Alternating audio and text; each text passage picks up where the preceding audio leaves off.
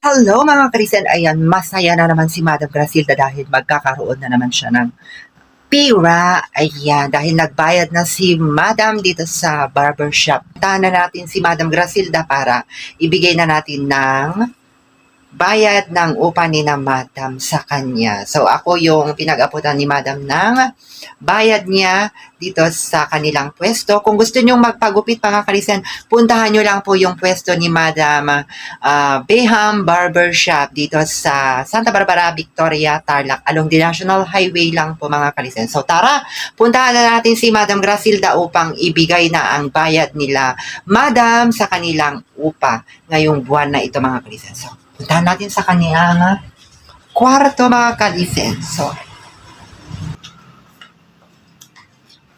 Madam Grasilda, may ibibigay na ako sa iyo. Ito na. Yung bayad ni Madam. So, bilangin natin. Ayan na. Bukas na daw mag-resibo. Idadaan ko na lang daw. 1, 2, 3, 4, 5,000 pesos. Ayan, yung bayad ng upa. Ay, yung bayad niya ito. Ngayon, ililista mo doon. So, ililista natin pahiram ng ballpen. Andun.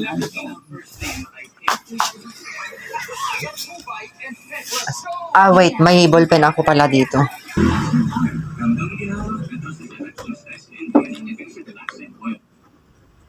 My hair is full of life.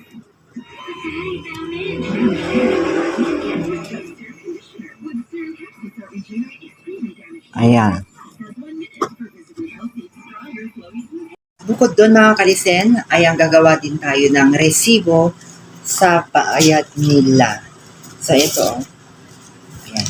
So ganito siya. So ano na ngayon?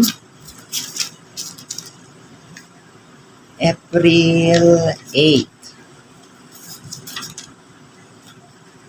March 8 yung last. Ngayon, April 8. So, gagawa tayo dito. Ayan. Bibigay ko na lang daw bukas. Then, April 8.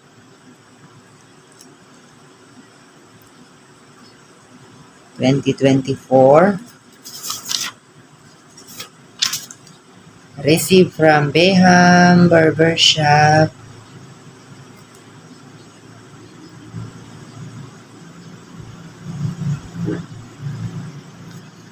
Buwan-buwan ko ito ginagawa mga Kalisen for the sum of 5,000 pesos.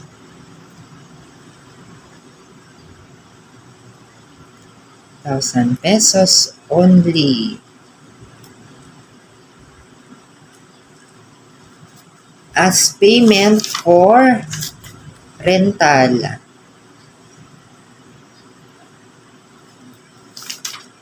Ilagay natin yung amount. Ganyan. And then, syempre, receive by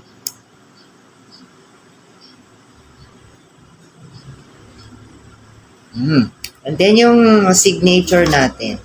Syempre, fully name. And then, signature sa taas.